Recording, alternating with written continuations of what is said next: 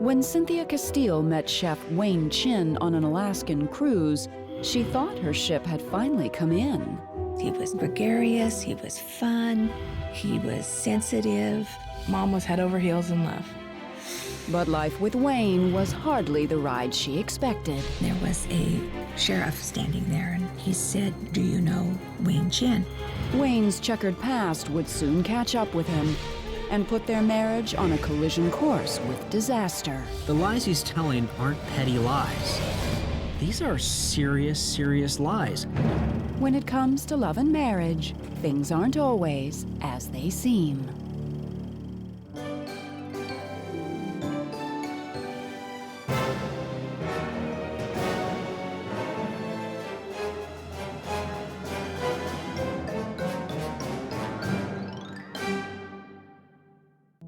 Cynthia Castile never planned for heartbreak.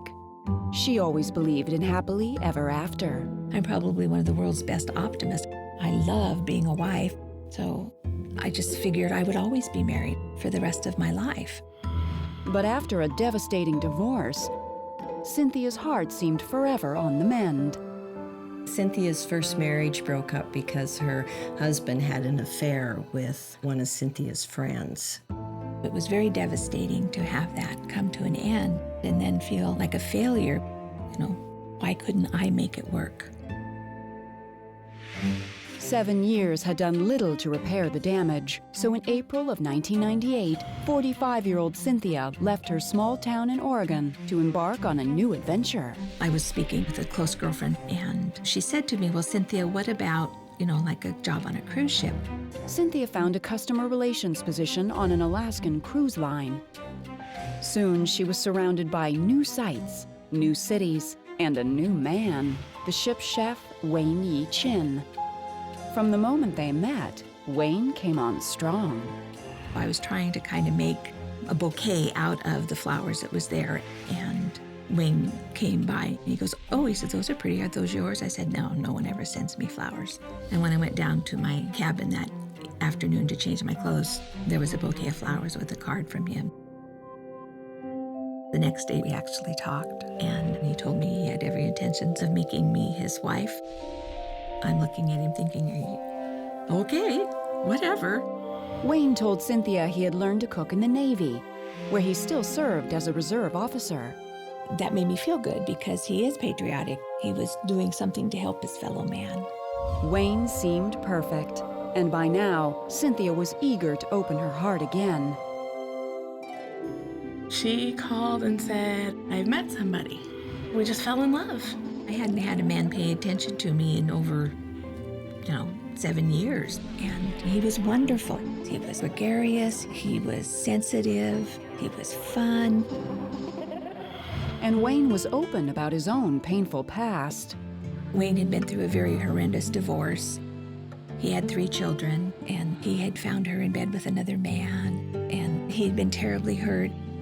I could identify with that because I had been in that position too. But that wouldn't stop Wayne from trying again.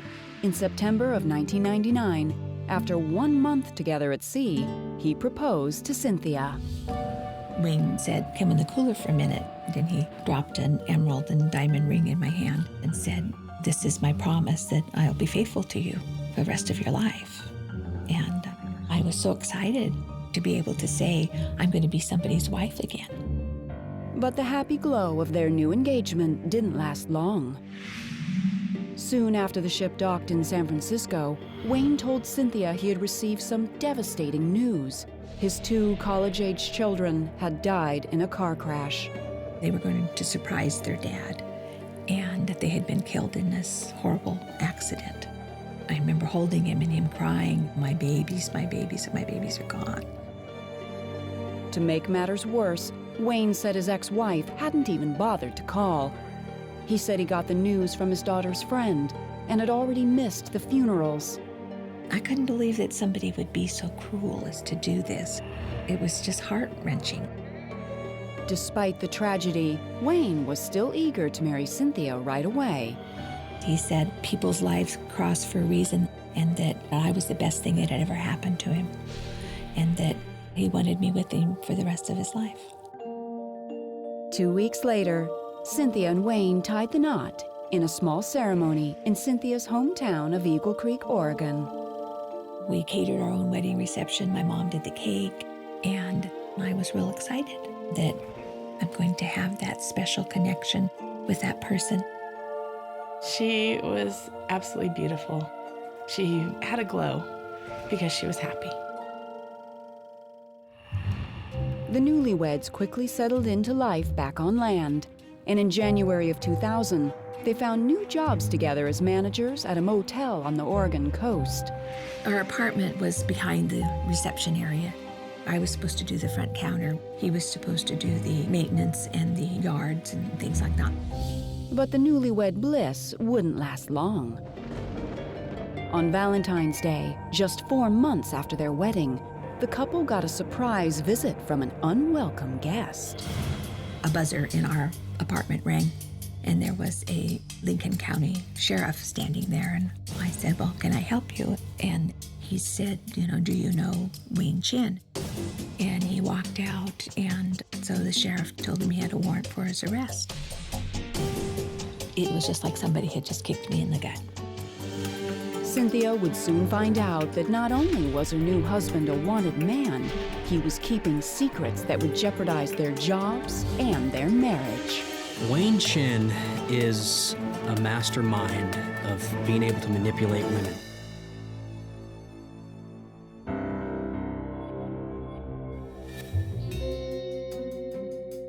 For Cynthia Castile, Valentine's Day of 2000 was memorable for all the wrong reasons.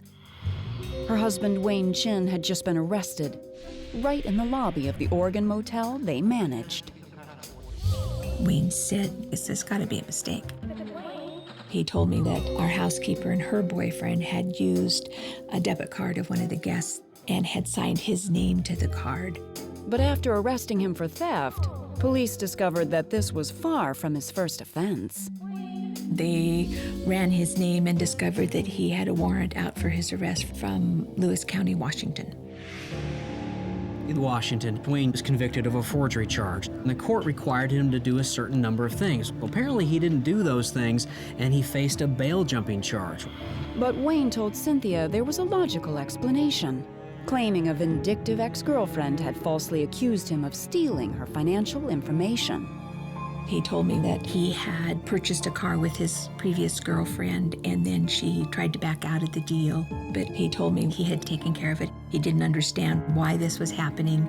He kept saying, I didn't do it, I didn't do anything wrong. But I kept telling Mom, then why has he been arrested? But Cynthia was confident in her man. Cynthia loved him, he loved her, and so she ended up writing checks for $14,000 to defend the man she loves from this criminal charge. 5 weeks later, Wayne was free, and married life was back on track. In April of 2001, the couple found new jobs together once again, this time managing a popular seafood restaurant in a nearby town. We set up a menu where the ocean meets the plate was our little catchphrase. And, and here was a dream come true for both of us. But the dream had one flaw. Wayne often had to leave home for Naval Reserve training.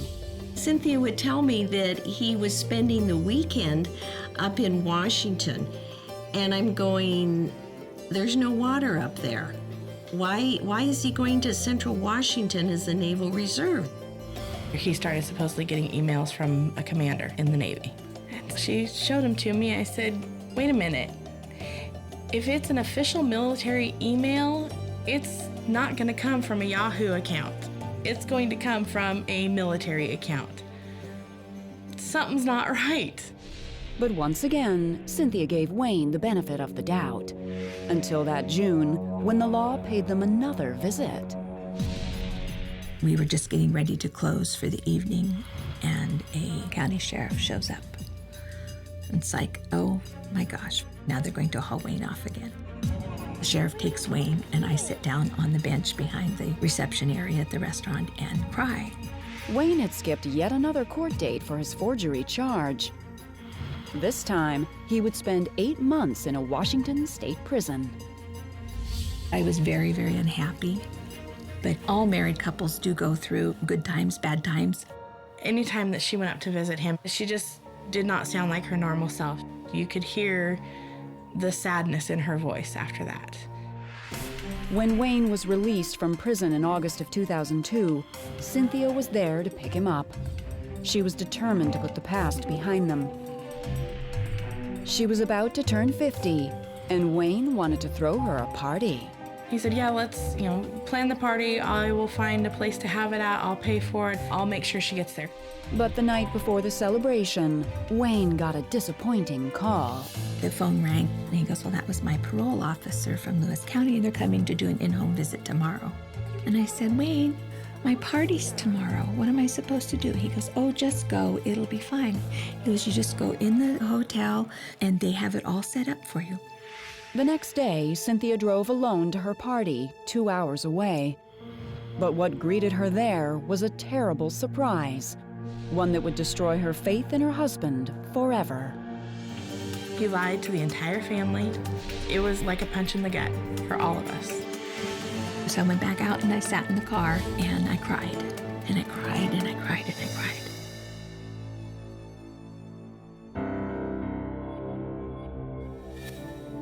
It was January 13th, 2003, Cynthia Castile's 50th birthday celebration. Her husband Wayne had planned a fancy party, even though a parole visit meant he couldn't be there. I travel the 2.5 hours up from the coast to the hotel restaurant where the party's supposed to be, and I go into the hostess desk, tell them who I am and what's supposed to be there, and there's no reservations. They said, we have no record of a party being booked for today. There's been no payment made. We don't know who you're talking about. So I went back out and I sat in the car and I cried. And I cried and I cried and I cried.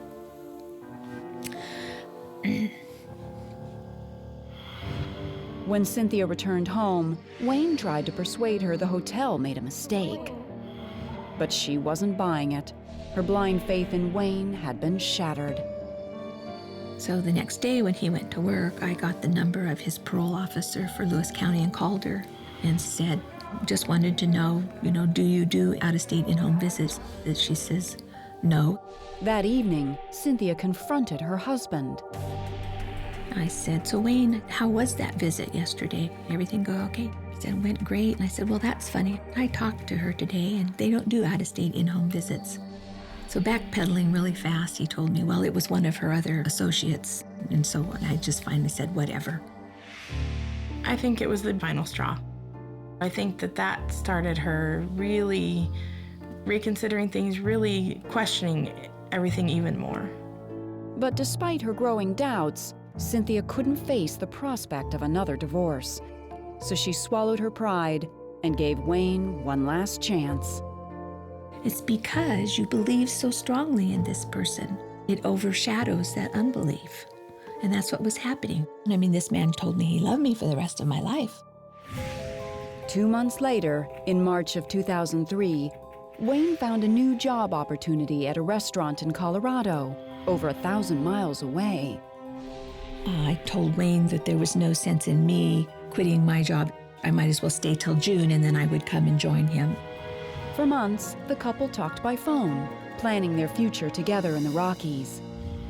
Until one day in late August, when Cynthia got a strange call from her husband. He goes, have you checked your email? And I go, well, why? He goes, you just need to check your email. Cynthia hung up, logged on, and sure enough, there was an email from Wayne asking for a divorce. I broke down and I cried. All my dreams were now all gone. I was nobody's wife again. But Cynthia's heartbreak was just beginning. In early January 2004, she phoned Wayne at work to tell him the divorce papers were ready. The owner of the place came on the phone and she says, well, he doesn't work here anymore. I fired him in December, but he still is here in Estes Park with his wife, Kim. And I said, well, I'm his wife. She says, well, he's got 2 of them, doesn't he? Cynthia had lived with Wayne's petty crimes and even forgiven his lies. But to her, the bigamy was the ultimate betrayal. Little did she know, it was just the tip of the iceberg. As Cynthia pored through Wayne's personal documents, she soon discovered that the man she'd opened her heart to was little more than a common crook. Wayne Chin has a criminal record in Oregon, Washington, and Alaska. He went to work at a lumber mill as a security guard. He was accused of burning down the lumber mill, and we know he actually went to prison for that. And Wayne wasn't a naval officer or in the reserves. He had been discharged from the Navy decades earlier. So the whole time that Wayne was doing the Naval Reserves was all bogus. I was completely dumbfounded that somebody could figure this all out and not think that they would get caught. It seemed that everything Cynthia had loved about Wayne was a lie, but she was about to get even. I thought there might be 2 women, 3 women, but there's 4, there's 5, there's 6, there's 7. He didn't have any remorse, he don't care. And I had had enough.